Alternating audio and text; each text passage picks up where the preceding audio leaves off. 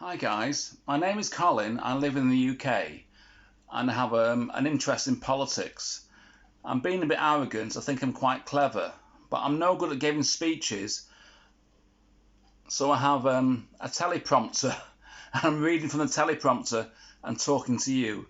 I'm trying my best. I'm not very good, I'm sorry. So thank you for your time. I'm making this short video for my Facebook news friend and contacts that I know around my locality and national contacts. I want to analyse the war in Ukraine and offer an explanation for its motives. The BBC has reported that Putin believes 100% that his war is justified. He has the support of most of the Russian people and the Orthodox Church. So this leads to a puzzle. How can Putin be right and how can the West be right at the same time? Ever since the Second World War and the murderous assaults by the Nazis on Russia, Russia has had a massive fear of being invaded again. They resent the suffering that they experienced in that war and fear it's happening again. Since then, the Russian presidents have established policies based on that fear and resentment. But this changed with the advent of Gorbachev and Reagan and their friendly relationship. But Putin has gone back to the old days.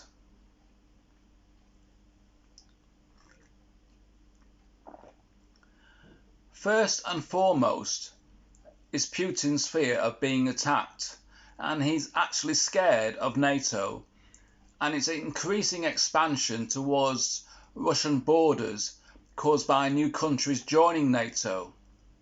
NATO, on its part, has had an open door policy.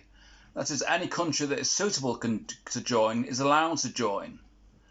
Accordingly, new countries have joined NATO. In response to this, Putin has said that NATO promised again and again that it would not encroach on Russia's borders. But it's repeatedly broken its word. So maybe Putin has a point. And for Putin, the idea of Ukraine joining NATO was a step too far. So that explains Putin's motives from the point of view of paranoia and resentment. And maybe NATO should not have promised to accept new countries, and its open door policy is flawed because Russia is scared. But I've noticed something else going on, a philosophy of life that is narrow-minded. There are two ways to live life, I believe, the way of beauty and the way of love. Both are valid, and to grow to perfection we have to become experts at both. Allow me to define these two philosophies. The way of beauty specialises in individual purpose, and it can simply be defined as the mind dominating the body within an individual 100% of the time. This is harder than it sounds. The way of love is based on the purpose for whole and on living a life of sacrifice for a purpose greater than oneself, say living a life of world peace. I argue that Putin, the Russian people, the Orthodox Church are way of beauty specialists. They specialise in beauty and only beauty. When you look at Putin, what do you see? I can tell you what I see. I see a man who is totally focused on individual purpose.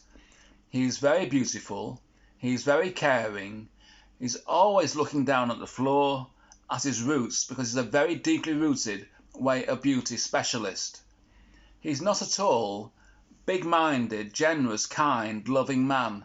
In fact, these ideas are alien to him. He has no idea of their existence. When an individual discovers a life of beauty, he can get feedback from his discovery in the form of joy. He can realise that he's discovered something true, valid, and relevant to living a good life, and that's fine. But in some cases, he can falsely go on to conclude that all people should obey this principle. And this is Putin's status. This is what he believes.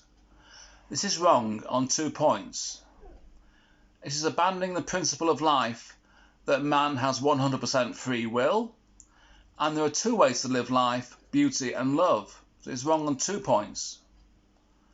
In a country like China, where purpose for whole is specialised, you see the same phenomena of tunnel vision, but this time centred on the way of love.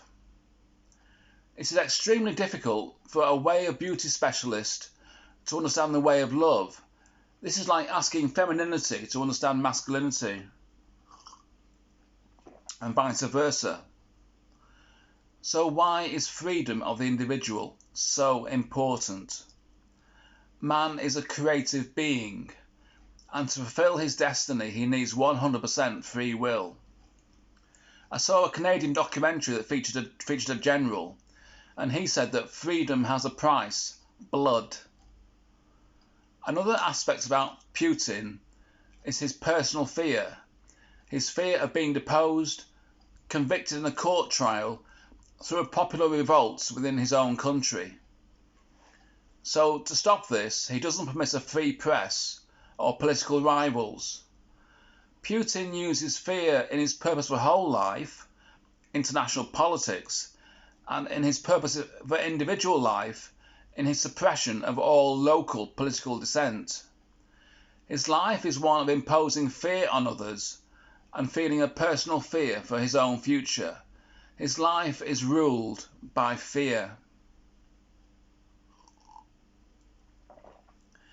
Turning to Ukraine, if it is true that there is a significant Russian-speaking population in the Donetsk and Luhansk regions, it would have been good national politics if Ukraine had consulted these regions and granted them independent status.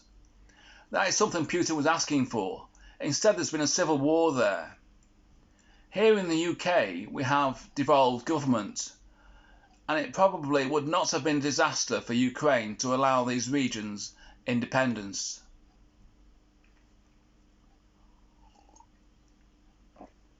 In short, if there was a better, more informed politics, this war would not have been necessary. Thank you for your time. Thank you very much. Bye bye.